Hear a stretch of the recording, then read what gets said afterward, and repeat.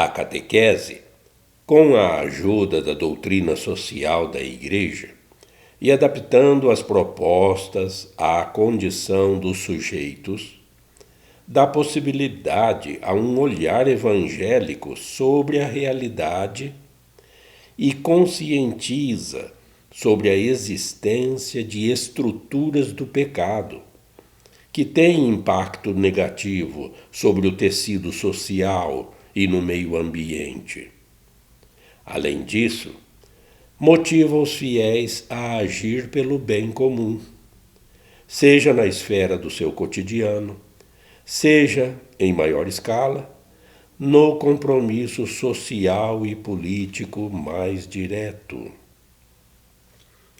O amor pela sociedade e o compromisso com o bem comum são uma forma eminente de caridade, que diz respeito não só às relações entre os indivíduos, mas também às macro-relações, às relações sociais, econômicas, políticas. Parágrafo 390 do Diretório para a Catequese 2020. Olá! Continuando nossos comentários sobre eclesiologia, é bom que nesse encontro hoje a gente tenha mais algumas informações. Para aqueles que já conhecem, tudo bem, é uma forma de se atualizar ou de relembrar, mas às vezes são pontos que muita gente desconhece.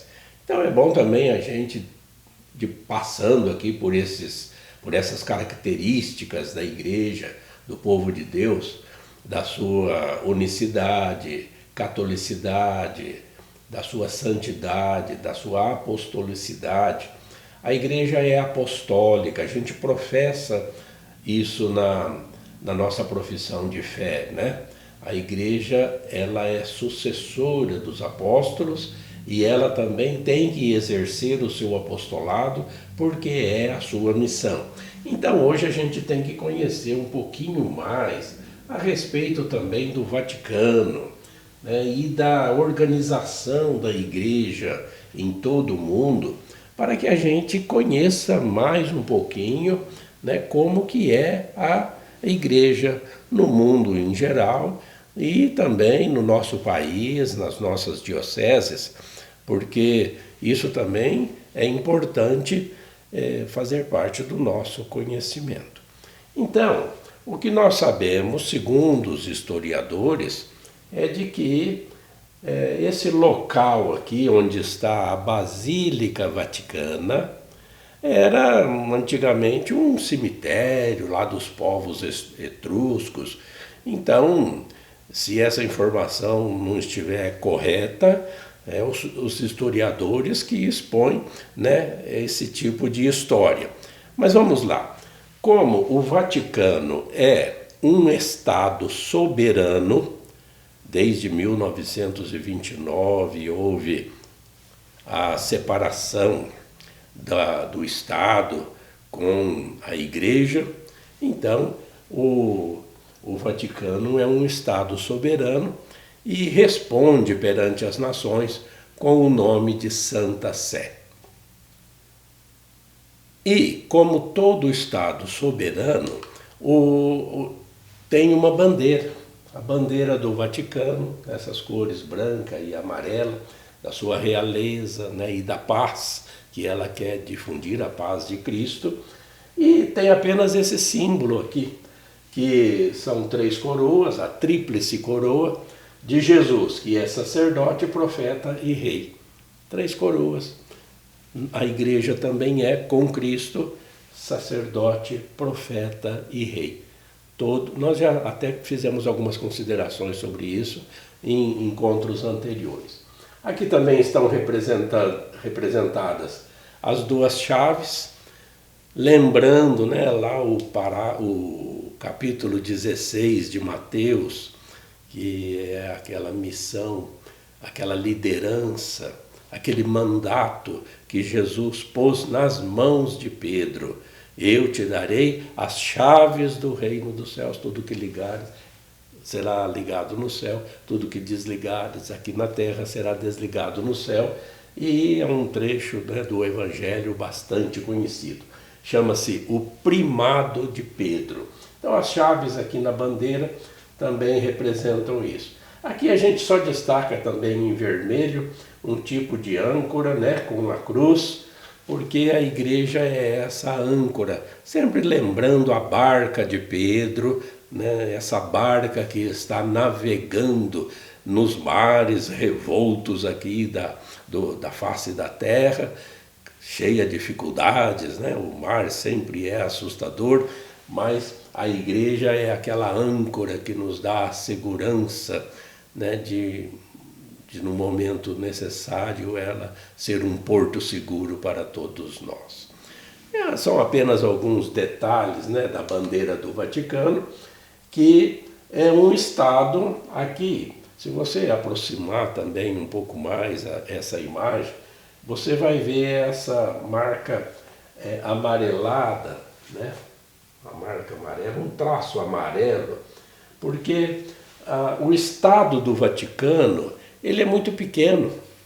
Olha lá, com aproximadamente 44 hectares e com uma população de pouco mais de 800 habitantes a 1.000 habitantes, é o menor estado do mundo, tanto por população quanto por área. A cidade do Vaticano é uma cidade-estado que existe desde 1929. Relembrando um pouquinho a história, a igreja sempre foi unida ao Estado desde Constantino, o imperador que lá no início do século IV libertou a igreja das perseguições do Império Romano. O imperador Constantino, ele começou deixando o cristianismo como a religião oficial do Estado. E dali em diante, bispos, imperadores, reis, caminharam pela história até 1870, quando ali na Itália, o Papa, que tinha sempre poder e terras em várias regiões ali da Itália, o rei Vittorio Emanuele invadiu Roma, o Papa, que ele sempre ficava lá no palácio das autoridades romanas, né? O Quirinale, e ali ele se refugiou no Vaticano. O Vaticano era uma basílica, né? Mas não era lá que o Papa ficava. Nós vamos ver aí que a catedral do Papa é a Basílica de Latrão. Em 1870, o Papa se refugiou na Basílica do Vaticano, se considerando um prisioneiro, porque a igreja perdeu todas as terras, perdeu tudo, né? Perdeu todo o seu poder. E aí, dali em diante, ficou essa situação de 1870 até 1929, quando o Papa Pio XI fez um acordo com o governo italiano e então dentro da cidade de Roma foi criada essa área aqui, né, onde o Papa passou a ser soberano, totalmente livre dos poderes, dos demais poderes da própria Itália, de modo que é uma cidade-estado e o Papa totalmente soberano, como, né, deveria ser livre, então, do governo italiano e assim podendo, né, se dirigir a todo mundo. E aí o Papa, a partir dali, voltou para o Vaticano, onde está até hoje, né? Depois de Pio XI, teve os demais papas, né? Pio XII, João XXIII, nós conhecemos essa história, até atualmente do 166º Papa, que é o Papa Francisco. Aqui, a Basílica do Vaticano, ela era uma igreja, uma basílica, que o imperador Constantino, lá no no ano 329, terminou uma primeira basílica sobre a sepultura de São Pedro. Como ali, como a gente viu no início, era um tipo assim de um cemitério, e o túmulo de Pedro ali, sempre visitado pelos cristãos, porque é assim, né? Túmulo a gente não esquece onde uma pessoa querida, onde uma pessoa que é de veneração, todo mundo sabe onde é. O túmulo de Pedro era ali, onde, depois que ele foi crucificado e de cabeça para baixo em Roma, no tempo do imperador Nero, ali ficou um local de peregrinação para os cristãos, embora, claro, sempre na clandestinidade devido às perseguições romanas.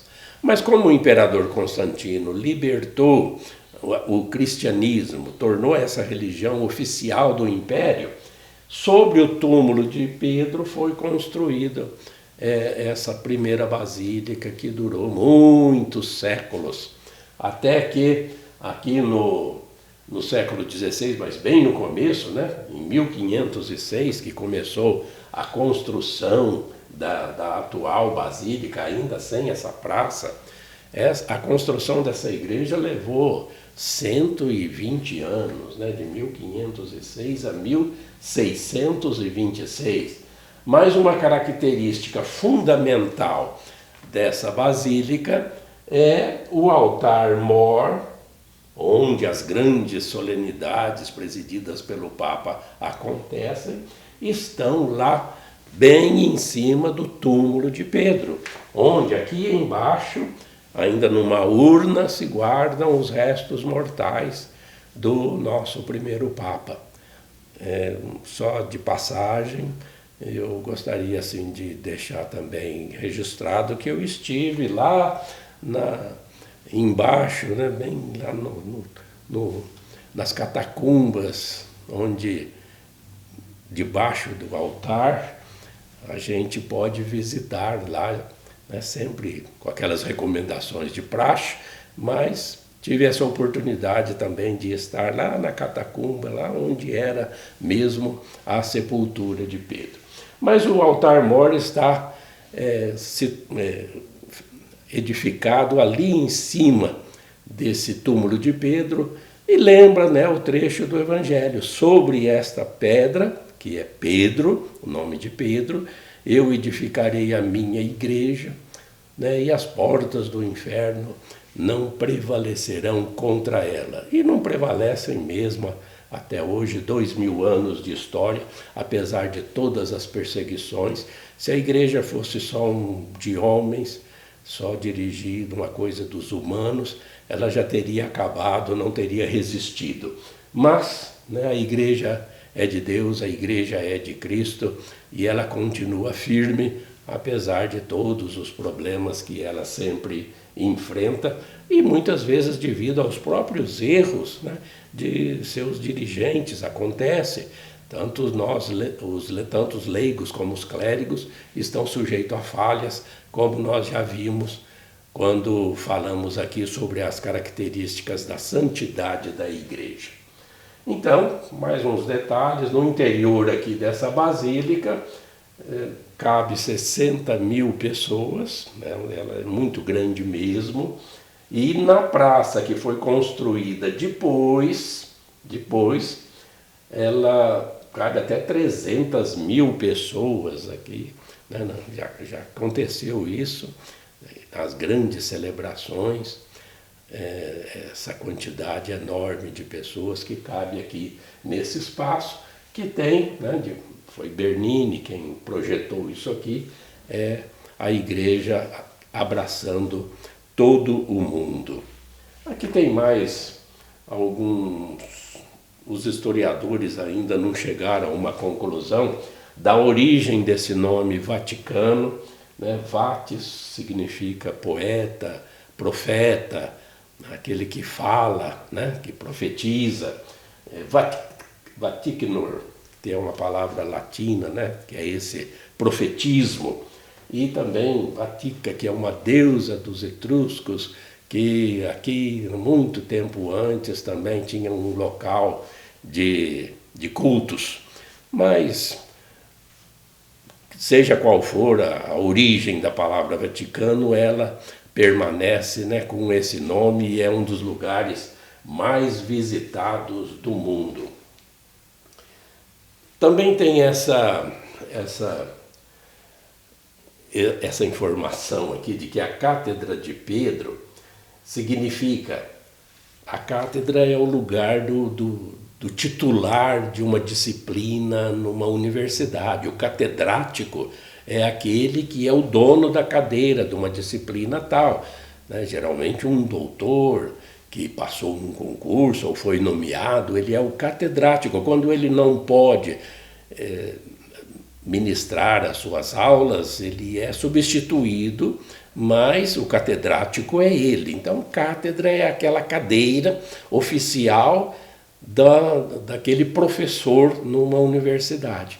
Na igreja que tem o magistério, ela também está aí para ensinar, para apontar, para dar os caminhos da salvação para todos aqueles seres que crerem em Cristo e forem batizados. Então é chamado a Cátedra de Pedro. Mas daí vem o nome catedral. Só uma igreja, nós vamos ver depois em dioceses, numa diocese só uma igreja tem essa cadeira, a cátedra que é do bispo. E o Papa, seja ele em qualquer ano da história, em qualquer século, o Papa é o catedrático mor, né? Ele é bispo de Roma, porque o termo Papa é apenas um título, porque o Papa é o bispo. Ah, mas e o arcebispo? Arcebispo também é um título. Cardeal é apenas um título para designar uma função na igreja. Mas eles são bispos. Então o bispo de Roma, ele tem uma catedral. Mas a catedral do Papa não é o Vaticano. A catedral do Papa é a Basílica de Latrão, que não é muito longe ali do Vaticano, mas é uma outra basílica das 4 maiores que tem em Roma. Além da de Santa Maria, tem a de São Paulo Apóstolo fora dos muros, mas tem o Vaticano e o Latrão. A Basílica do Latrão, onde o Papa residiu muitos séculos, apesar de ter lá o Quirinale, onde era a sede civil do governo italiano, mas a Basílica do Latrão continua até hoje a Catedral do Papa, é onde tem a sua cadeira. Embora lá no Vaticano tenha também um altar lá monumental com a cadeira de Pedro, mas aí já é um símbolo muito importante para mostrar o primado de Pedro que continua nas pessoas de todos os papas. Então, feitas esses esclarecimentos, só para a gente também ter uma noção de como que é escolhido um papa, normalmente todo mundo já sabe, mas tem alguém que, né, ainda faz uma certa confusão. Por que um padre ou um bispo chega a ser escolhido o papa?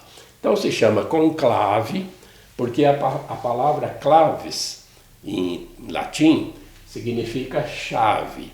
Então, com chave, esses bispos, que têm o título de cardeais, são aqueles que têm uma função mais próxima do Papa para o governo da igreja.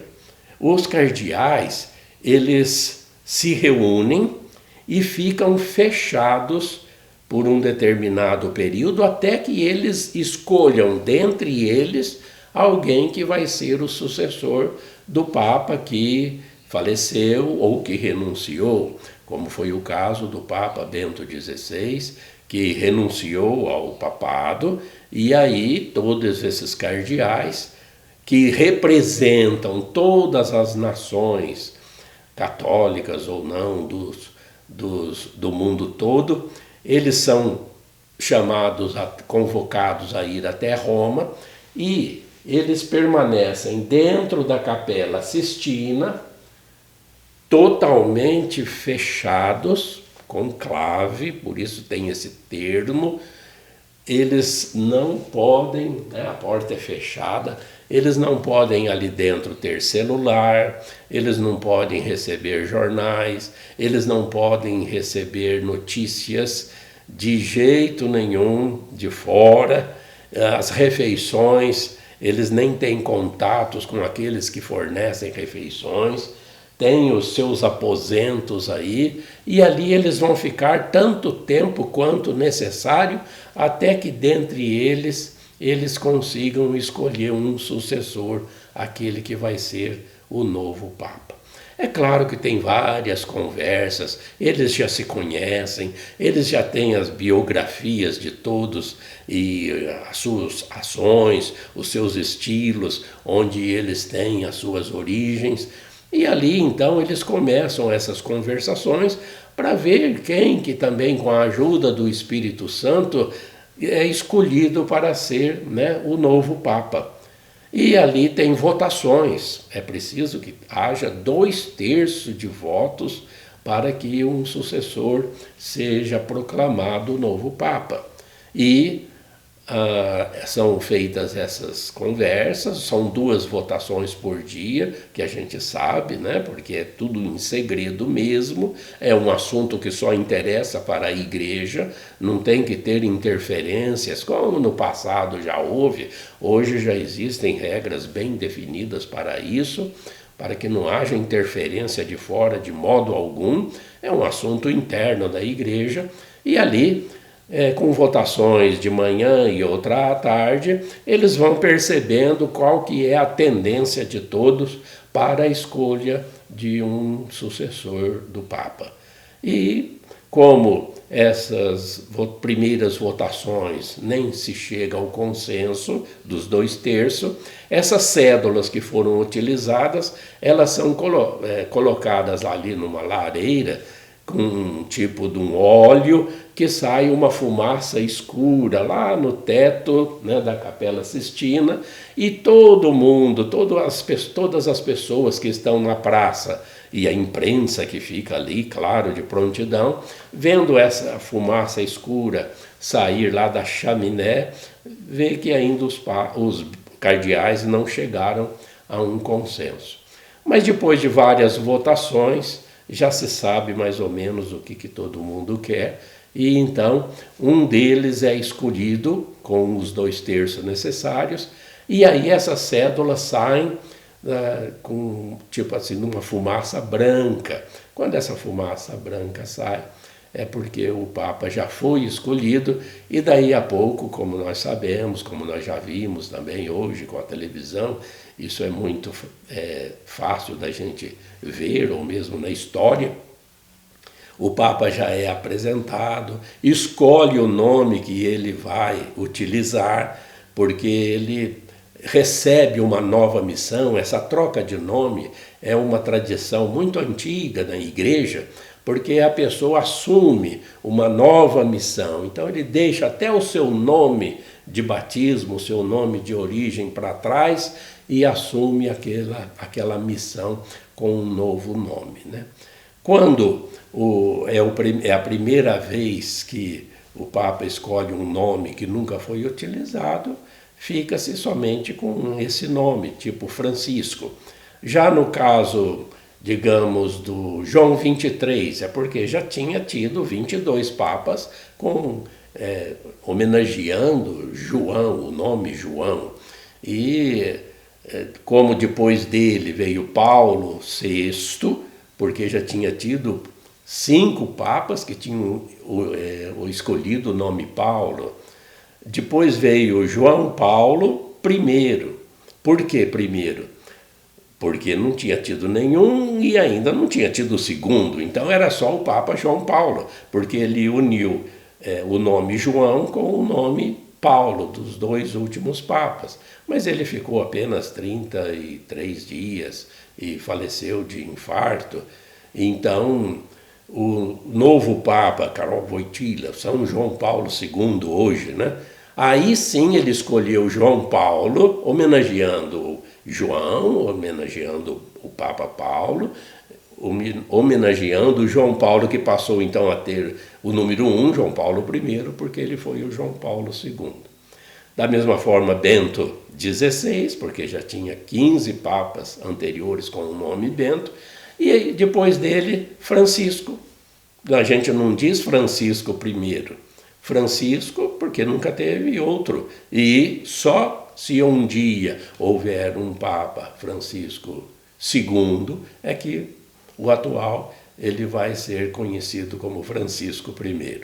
Bom, feitos esses esclarecimentos, né, a gente sabe que entre os cardeais o Papa procura atualmente ter representantes do mundo todo, né?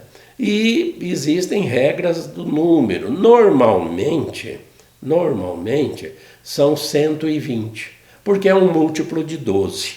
120 cardeais com direito a voto, porque depois de uma determinada idade, né, acima de 80 anos, já não tem mais direito a voto.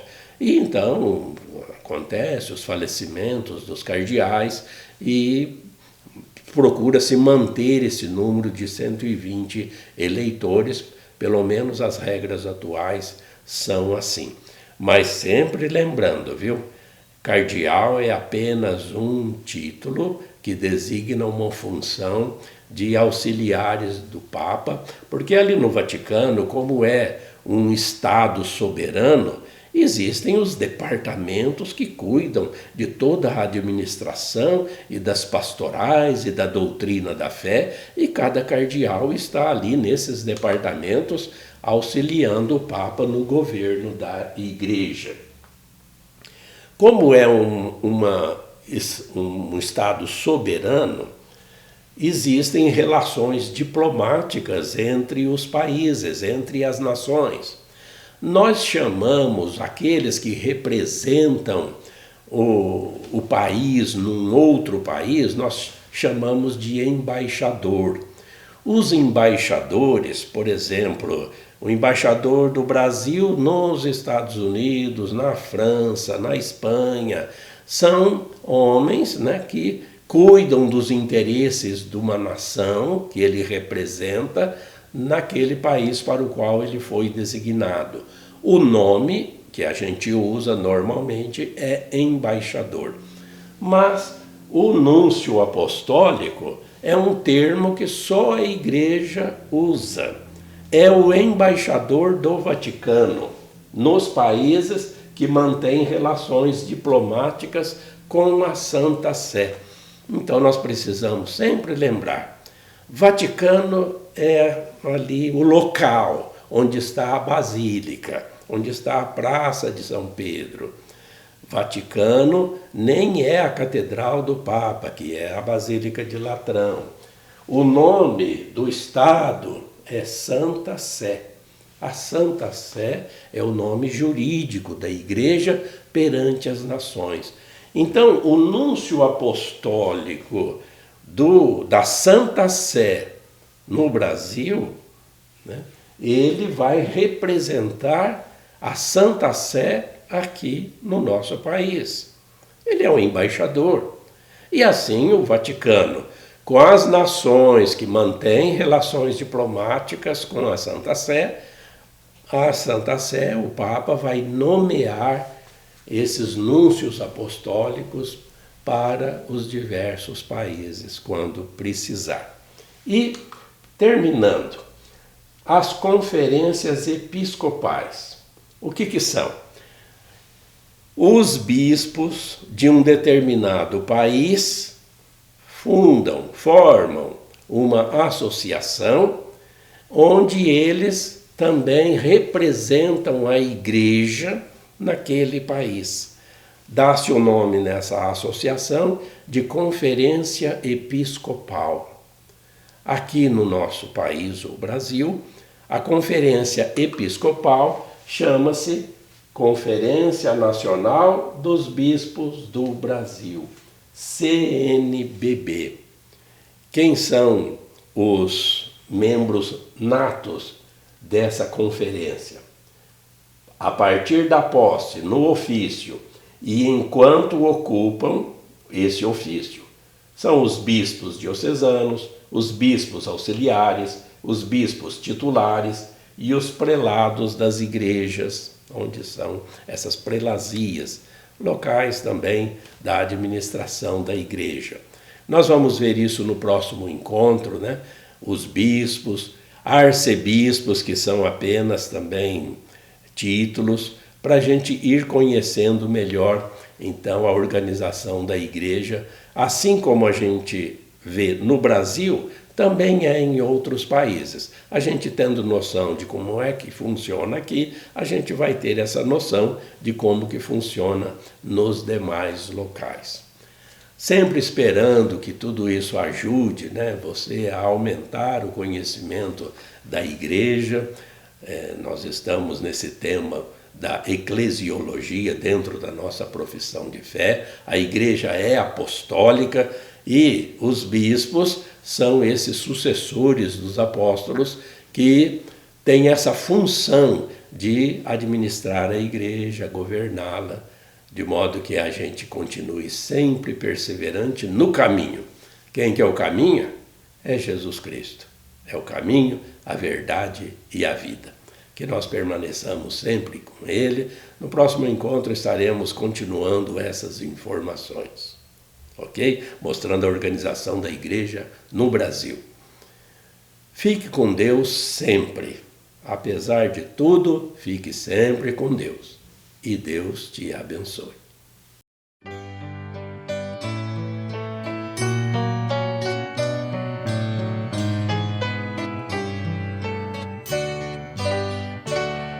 A fé é compromisso que é preciso repartir.